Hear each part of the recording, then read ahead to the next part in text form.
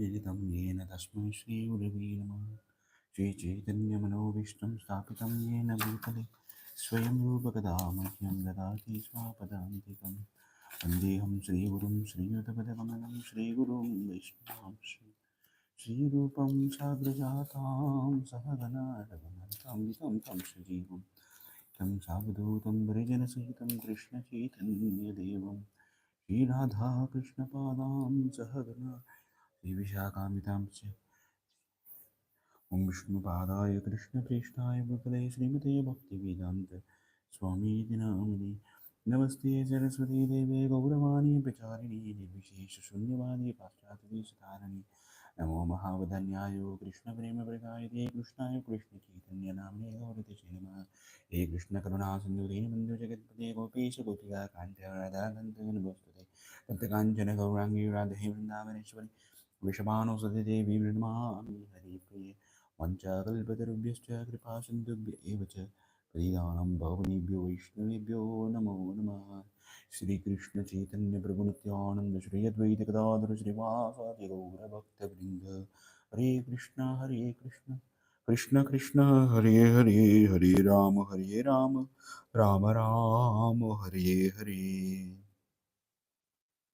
ओम नमो भगवते वासुदेवाय। ओम नमो भगवते वासुदेवाय। ओम नमो भगवते वासुदेवाय। जन्माद्यस्य यतोऽन्वयादितरतश्चार्थेषु विघ्नस्वराट् तेने ब्रह्महृदयादिकवये मुह्यन्ति यत्सूरयः। तेजो वारिमृधां यथा विनिमयो यत्र त्रिसर्गो मृषा धाम्नः स्वेन सदा निरस्तकुहकं सत्यं परं धीमहि।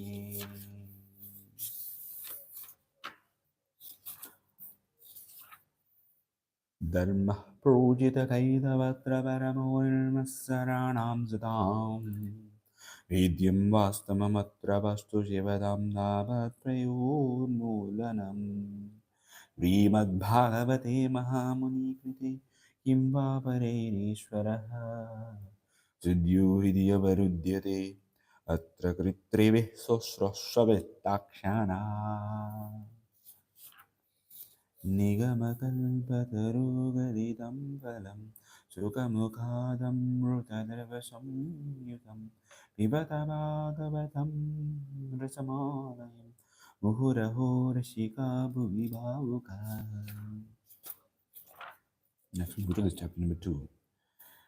Chapter number 2. Sri Suta Uvacha Yam Ravrajandamanupetamapetकृत्यम् द्वैपायनो विरहकातरातुभावा पुत्रेति तन्मय तयातरवोऽभिनेदुः तं सर्वभूतहृदयं मुनिं मानतोऽस्मि।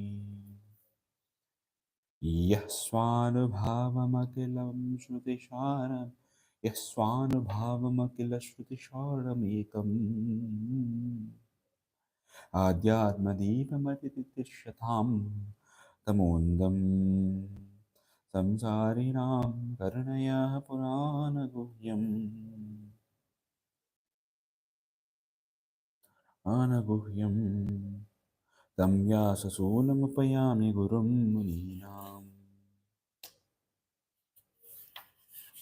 नारायणं नमस्कृत्य नरं चैव नरोत्तमं देवीं सरस्वतीं व्यासं ततो जयमुदीरये।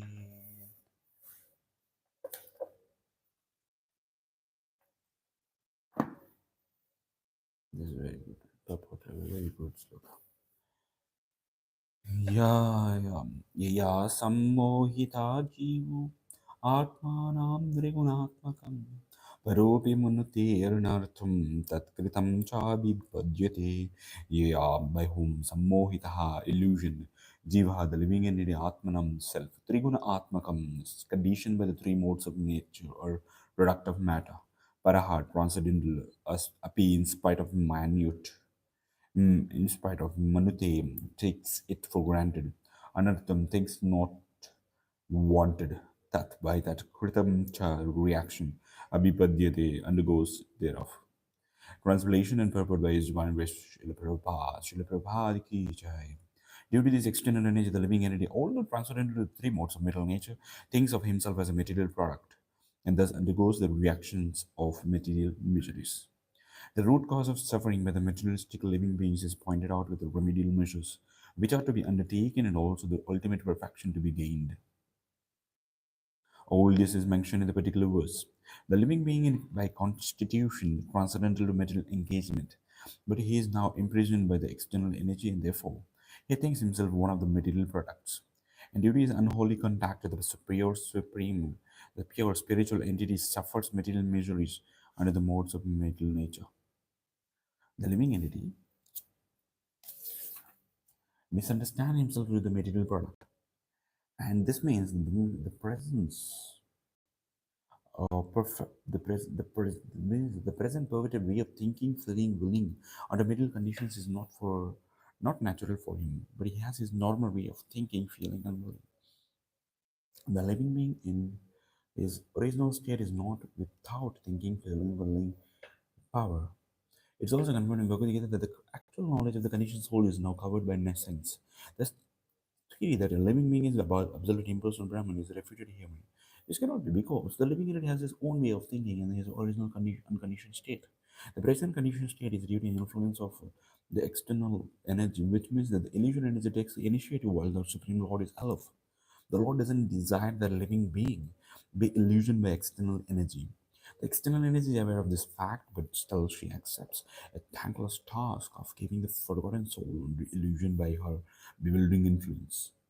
It is due to the influence of the external energy, which means the illusioner takes initiative while the Supreme Lord is aloof. The Lord doesn't desire the living being be illusioned by the external energy. The Lord is aware of this fact, but still she accepts a thankless task of keeping the forgotten soul under illusion by her bewildering influence. The Lord doesn't interfere with the task of the illusionary energy because such performances of the illusionary energy are also necessary for reformation of the conditioned soul. An affectionate father doesn't not or like his children to be chastised by another agent, and he puts his disobedient children under the custody of the severe man just to bring them to order. But the old affectionate Almighty Father at the same time desires a relief for the conditioned soul, relief from the clutches of illusory energy. The king puts the disobedient citizens within the walls of the jail, but sometimes the king, desiring the prisoners' relief, personally goes there and pleads for reformation, and only is doing so the prisoners are set free. Similarly, the Supreme Lord descends from his kingdom upon the kingdom of illusory energy and personally gives relief in the form of Bhagavad Gita, wherein he personally suggests that although the ways of illusory energy are very stiff to overcome, one who surrenders under the lotus feet of the Lord is set free by the order of the Supreme. This surrendering process is a remedial measure for getting relief from the bewildering ways of illusion energy. The surrendering process is complete aided by the influence of association. The Lord has suggested, therefore, by the influence of the speeches of saintly persons who have actually realized the Supreme, men are engaged in transcendental loving service. The conditioned soul gets a taste for hearing about the Lord, and by such hearing only is gradually elevated to the platform of respect, devotion, and attachment for the Lord. The whole thing is completed by the surrendering process. Herein also the same suggestion is made by the Lord in his incarnation of Vyasadeva. This means that the conditioned souls uh, are being reclaimed with the Lord both ways, namely with the process of punishment with the external energy of the Lord and with punishment and by himself.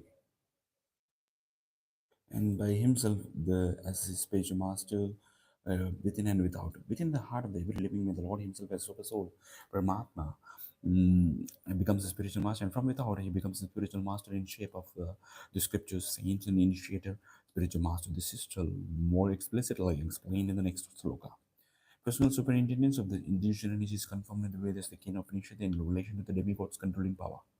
Herein also it is clearly stated the living entity is controlled by the external energy in a personal capacity. The living being is subject to the control of the external energy is a differentially situated. It is clear, however, from the present statement of Bhagavatam that the same external energy is situated in the inferior position before the personality of God and perfect being. The perfect being of the Lord cannot be approached even by the illusion energy who can only work on the living entities. Personal superintendence.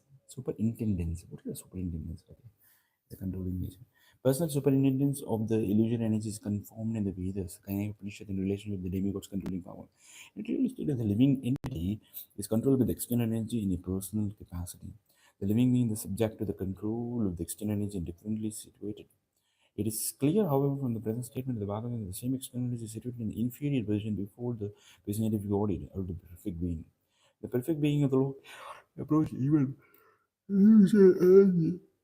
who can only work on the living entities. Therefore, it is sheer imagination. The Supreme Lord is illusioned by the illusion energy and thus becoming a living being. If the living being and the Lord were in the same category, then it would have been quite possible for Vasudev to see it. And there would have been no question of mental distress on the part of illusion being, for the Supreme Being is fully cognizant. So there are so many unscrupulous imaginations on the part of the monist to endeavor to put both the Lord and the living entity in the same category. If the Lord and the living being being the same, then Sri Sukadeva Goswami would not have taken the trouble to describe the transcendent wisdom of the Lord, but they would all the manifestation of illusion and energy. So Srimad Bhagavatam is the summon born remedy for suffering humanity in the clutches of Maya. Srila Vasudev, therefore, first of all, diagnosed the actual disease of the conditioned souls, that is, their being illusioned by the external energy. He also saw that perfect so the being from whom illusory energy is far removed, though he saw both the disease conditioned souls and also the cause of the disease. And the remedial measures are suggested in the next verse. Both the Supreme Personality of God and the living beings are undoubtedly qualitatively one, but the Lord is the controller of the illusion energy, whereas the living entity is controlled by the illusion energy. Thus, the Lord and the living beings are simultaneously one and different. Another point is different, distinct here. The external relation between the Lord and the living beings is transcendental.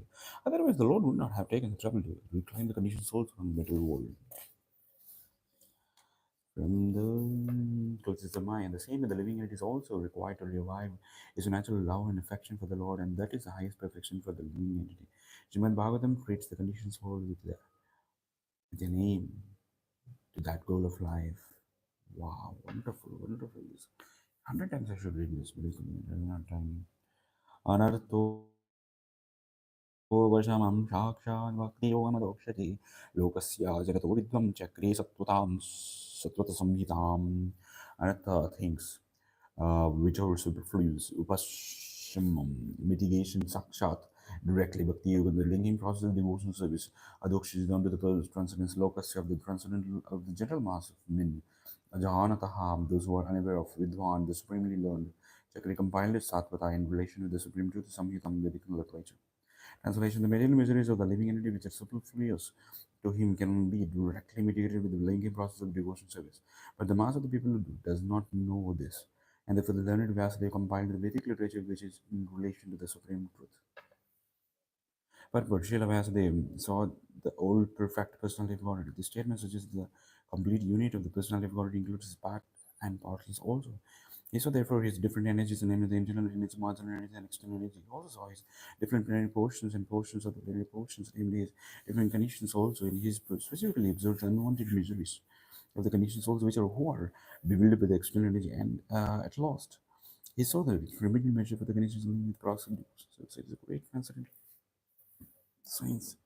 And within the process of the hearing and chanting the way for glory exit of the Supreme Personality, what revival of the dormant affection or love for the Godhead uh, doesn't depend on the mechanical system of hearing and chanting, but it solely and wholly depends on the causeless mercy of the Lord.